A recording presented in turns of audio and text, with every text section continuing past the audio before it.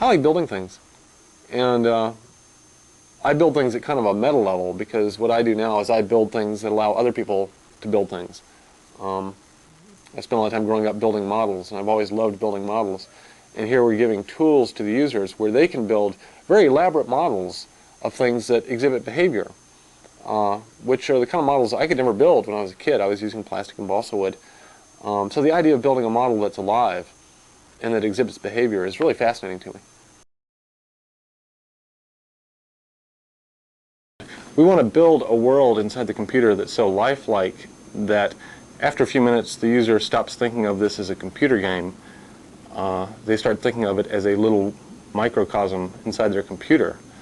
And then they're thinking about the forces impacting the people in their city or whatnot, and not about the fact that they're playing a game and if they push this button, that happens.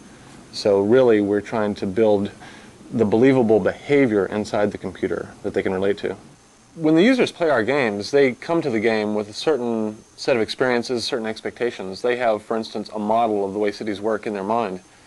When they play our game, what we're in essence trying to do is challenge their model, or perhaps even refine it. So as they play our model of the way a city works, and they compare it to their internal mental model of the way a city works, that's in essence what we're really building. We're really building these mental models in our users' minds. The computer model becomes kind of a compiler for the mental model. This is basically called learning. This is the way learning occurs, is you're comparing your internal model of the world against reality or some other model and refining it.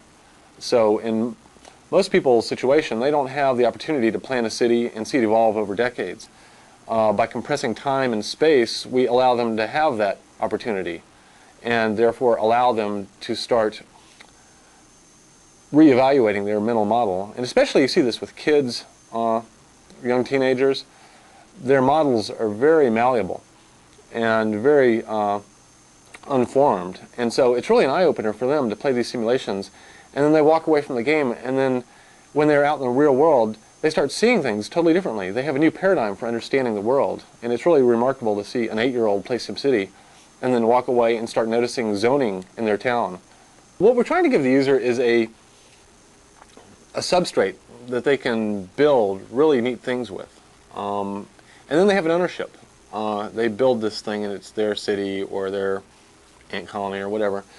And they empathize with it. Because they built it, because they created every little road in that city, they care about what happens to it. And this is a very different dynamic than if you plop them into a world and say blast aliens. You know, so they blast aliens, do they really care?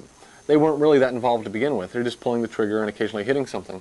When they actually design something, and it's something that they envisioned, maybe their, you know, it's their implementation of their dream city, that empathy with it engages them, I think, much more effectively than other techniques. And that's one of our real strengths with our users.